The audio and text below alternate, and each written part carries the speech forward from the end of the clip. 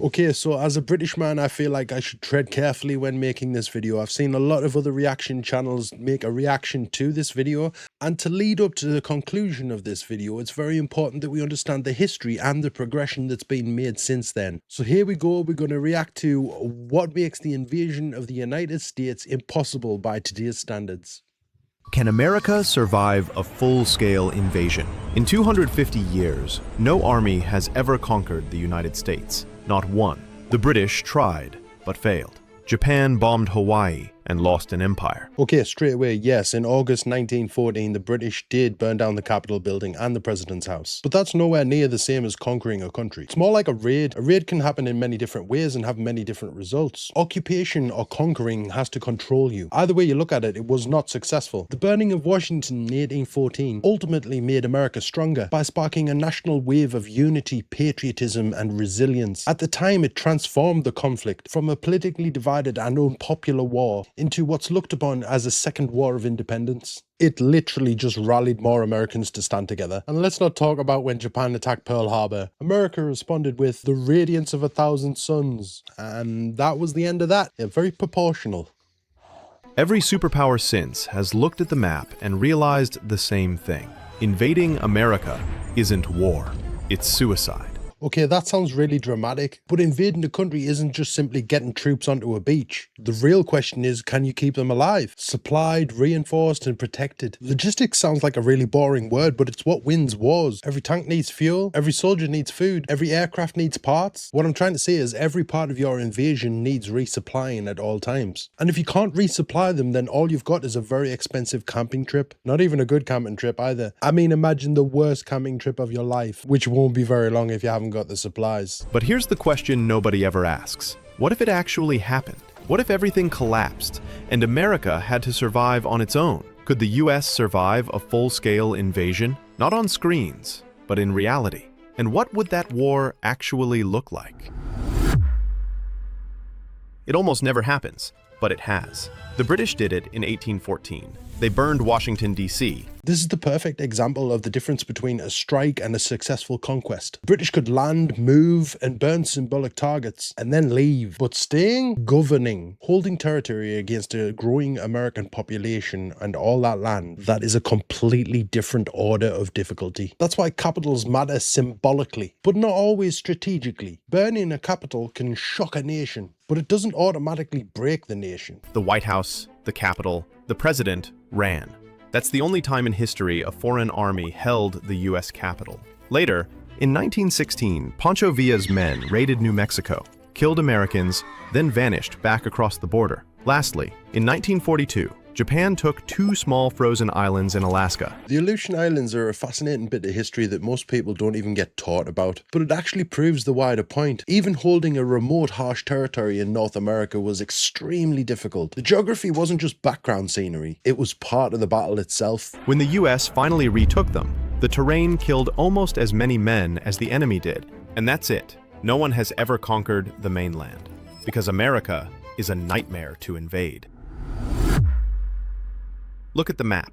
2 oceans, the Atlantic and the Pacific. They're not just water, they're walls. That's likely one of the biggest points in the whole video. The Atlantic and the Pacific are not just obstacles, they are strategic depth. So anyone that's trying to attack America, America's gonna know long before you ever get close. And if you think about it, America's got the largest navy in the world, the largest air force in the world, and if I'm not mistaken, their navy is the 2nd largest air force in the world? Like, what?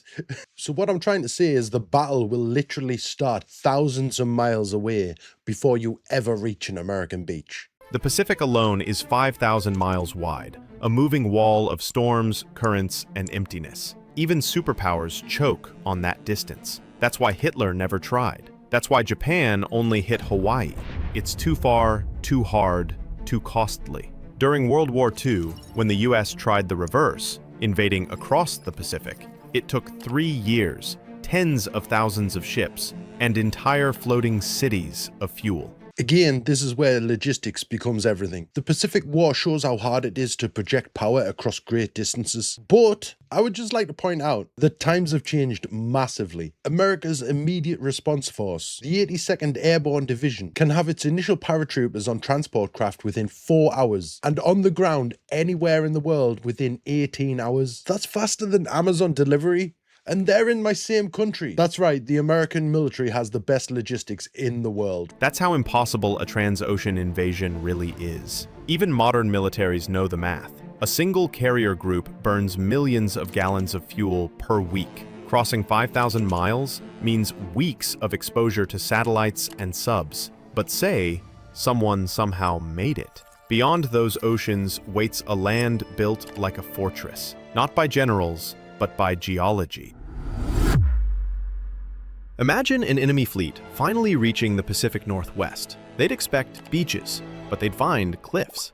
This is a good point. Even though the video has been very cinematic, you don't just need a coastline. You may need usable ports, roads, staging areas, air cover, the ability to unload heavy equipment. Landing people is one thing, but landing tanks, fuel trucks, ammunition, engineers, spare parts, hospitals and all the rest, that's the real challenge. But that being said, England is currently being invaded by rubber dinghies. So I might be wrong. The Olympic Peninsula rises almost straight out of the ocean. No flat land, no easy landing zones. Storms slam the coast like artillery. Rain never stops. Some places get 12 feet a year. That's not weather, that's war. The coastline itself fights back. Sharp rock, hidden coves, shifting sandbars. That's why sailors called it the graveyard of the Pacific. Over 2,000 ships have vanished here, nearly one for every 3 miles of shore. Even today, the Columbia River Bar is so dangerous that pilots need a special license to cross it, and they still lose ships. One wrong swell, one gust too strong, gone. Behind that chaos lies another barrier, the coastal range. It's not tall, but it's close enough to the sea to trap clouds and crush dreams. Even the lighthouses, built to outlast centuries, have had to be rebuilt inland as the ocean eats the shore. So before invaders ever see a city, they'd be fighting rain, mud, and gravity. And beyond that, they'd meet a land that punishes armies long after the storm ends. Suppose they somehow land. Now comes the real enemy, the continent itself. This is where America's size becomes defensive. The United States isn't just big, it's varied. Mountains, deserts, forests, huge plains, rivers, cities, and rural areas. Each one of these creates a different military problem. An invader would not just be fighting on one battlefield, they'd be fighting several countries worth of terrain all in one country. From a British perspective, that's really hard to wrap your head around because you just drive 3 hours and you're across the other side of our country. But to Americans, a 3-hour drive is just like popping to the shop. Deserts, mountains, swamps, snow. Every mile different, every region hostile. The Rockies slice the West in half. The Mississippi floods its plains. The Appalachians twist the East into endless ridges. Each barrier splits armies and burns fuel. Even U.S. convoys need weeks to cross in peace. In war, it'd be hopeless. The Great Plains look flat, but they're open exposure, nowhere to hide from drones or jets. The deserts kill engines with heat. The winters break them with ice. Nature doesn't just slow invaders, it starves them. No refuel points, no factories, no friendly locals. Every state line becomes another front, and that's before you count the 330 million people already living here, most of them armed.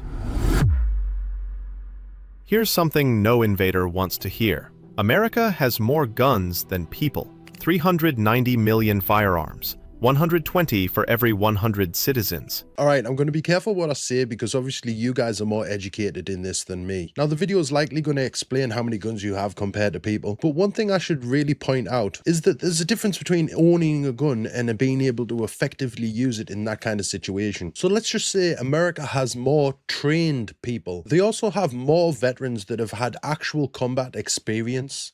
Now you might think that doesn't make much of a difference, But trust me, that makes a massive difference. But also with the American mentality, the way I see it is you're not just fighting a military. You're invading a country where everyone has been brought up with the belief that they have the right to defend themselves. And they've taken steps to get better at that. Plus all that different terrain we talked about, there is so many people in every single state which will know every single back road, every vantage point, just like the back of their hand. That's not an army. That's 50 million potential militias. From Maine to Montana, from Texas to Alaska, every home could be a stronghold. There are 15 million licensed hunters, more than most nations' militaries. That's why the Japanese Admiral Yamamoto supposedly said, "We could never invade America. Behind every blade of grass is a gun." I'm glad he said the word supposedly because there's no actual record of Yamamoto ever actually saying that, but the meaning behind the supposed quote is very much real. The argument that the American people themselves are more prepared for an invasion than any other people is unbelievably strong without needing any mythical quotes. Even if the US military fell back, the population wouldn't. They know their terrain. They stock ammo like winter food. It would become the largest guerrilla war in human history. Afghanistan bled superpowers dry with a few 100,000 rifles. America would fight with hundreds of millions. But even getting close enough to test that is almost impossible, because the sky sees everything. An invasion needs secrecy, but secrecy died decades ago. Satellites track every ship, every plane, every thermal signature. Drones hover for days. Radar blankets both oceans. In 1991, US satellites spotted tanks hiding under sand. Today they can read license plates from orbit. I guess the broader point here is that secrecy nowadays is near enough impossible. A major invasion fleet is not something you can sneak across the ocean. Satellites, radar, submarines, signals intelligence, commercial imagery. I mean, they even have a space force. Is anyone going to tell us what the space force is capable of? Because, I don't think we even know yet. If you don't think that the American government has got someone on the inside of every other government, then I think you're deluded. That's just my personal opinion. But if you add into all of that, the digital footprint that every single person has in the world right now, plus the AI as well, which will build a digital profile of everything, I think not only do they have intelligence and can see what is happening. I might be mistaken, but I think there's a good chance that the American government can also predict things before they even happen. A fleet crossing the Pacific would be a glowing trail of metal, detected weeks before launch. And when spotted, it would be met by carriers, submarines, and bombers long before reaching Hawaii. You can't sneak an invasion across a planet covered in sensors. So instead of sneaking, enemies look for a shortcut to break America from within before anyone lands. If anyone ever hopes to invade, they'll start digitally. This to me is the most modern part of the whole argument. A physical invasion of America is so highly unlikely, but cyber attacks, infrastructure disruption, disinformation, attempts to create internal chaos, that is much more plausible. The modern battlefield isn't just land, sea, and air. It's networks, public trust, supply chains, and people's attention span. You don't necessarily need to cross an ocean if you can make a society lose faith in itself. I think a perfect example of this is the country that I actually live in. It has been broken apart from the inside out, but actually in my own country, we are seeing quite the opposite right now. People are disagreeing and classing each other as the enemy. Cyber attacks, kill the grid, crash the stock market, scramble GPS and air traffic systems. One EMP blast and cars stall, planes drop, power dies. Suddenly, 21st century America turns 19th. Then comes disinformation, fake news, fake outrage, fake enemies. Turn neighbors into rivals. Distract the country while you move your pieces. That's the new invasion plan. Because dividing 330 million minds is easier than crossing 5,000 miles of ocean. And if that fails, the only cards left are doomsday ones. Weapons meant to end everything, not win anything. Bioweapons, viruses, anthrax, plague, fire that erases cities in minutes. But conquer what after that? A wasteland? So the video has now moved from invasion to doomsday scenarios. Weapons of mass destruction are not tools of conquest. If your goal is to occupy and benefit from a country, turning it into a wasteland completely defeats the purpose. I think weapons like this should be looked on as more of a deterrence rather than an actual tool of warfare, because nobody wins if they get used. But there's one thing I do want to say. America invented the nuclear bomb 81 years ago. Like, if you, for any weird reason, think that since then that they haven't invented something on a much grander scale and advanced in 81 years, bear in mind this country has escalated far beyond what anyone could have imagined. So you think in those 81 years that the American government doesn't have something that we just don't know about, which is far more powerful? I know we're getting into conspiracy territory and everything, but like, if you just think about it, I would gladly bet every penny that I've ever earned that America has something a lot more powerful that we just don't know about. Even using them is suicide. America's second strike arsenal guarantees mutual extinction. If the mainland burns, the attacker burns with it. So instead, enemies posture, threats, missiles, parades. None of it crosses those oceans, because they know what waits. The largest, most battle-tested military in history, backed by land that kills invaders faster than soldiers can. Russia? They can't even hold Ukraine. China? Huge army, but no combat since 1979. Meanwhile, America has fought for a century, from Europe to the Pacific, from deserts to jungles. Every war refined logistics, tech, and command. The Navy sails 11 carriers. The rest of the world combined has half that. The Air Force can strike anywhere on Earth in hours. Every U.S. state has a National Guard unit that knows every bridge, every back road. Even if someone landed troops, reinforcements would fly in from Guam, Japan, Germany, within a day. Borders? Allies. Oceans? Shields. People? Armed. Tech? Watching. That's why no one tries. Because the only thing that could ever conquer America is America itself. Division, hatred, civil war. Lincoln warned it. If destruction be our lot, we must be its author and finisher. If America ever falls, it won't be to tanks or ships. It'll be to arguments, algorithms, and echo chambers. That last bit there, he's basically just repeated everything I've said, only in different words. Like, that's completely right. The way the world has gone and the way that everything's progressed, especially with America putting so much into its military, it does genuinely seem that the only way it could be brought down is by itself. And that's highly unlikely. I don't think they mention it in this video, but one thing I've learned while looking into America, while experiencing what I have, is that in times of need, if someone was to attack their country, it literally makes them come together more. It makes them stronger. There is a massive division in America, not as much as there is like in England and things like that, but the world seems to be starting to wake up from that. No one seems to be starting to trust the media. No one seems to be starting to listen to what they're told that they have to think or anything like that. And you genuinely are seeing people come together a lot more. I think the 250th celebration was a perfect shining example of that.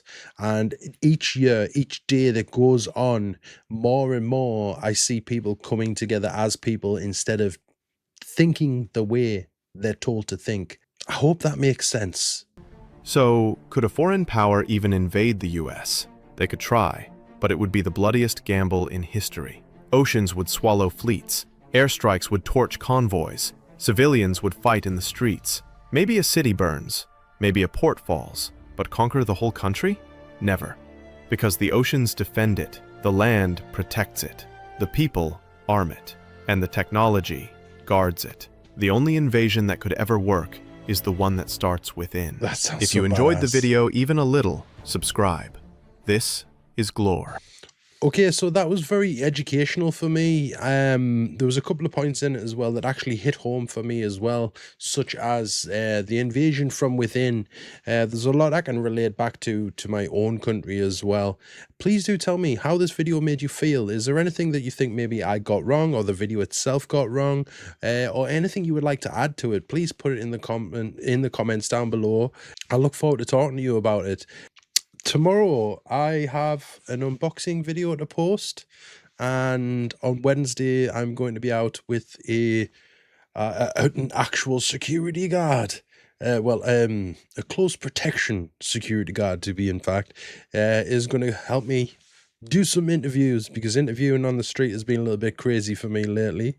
But maybe I'll get asked some good questions while the football's on and the England game's playing, which I feel like I should be watching. But you know what? I've made the decision to hopefully turn this into a job one day. So if I want to do that, then I have to work hard and I have to make sacrifices.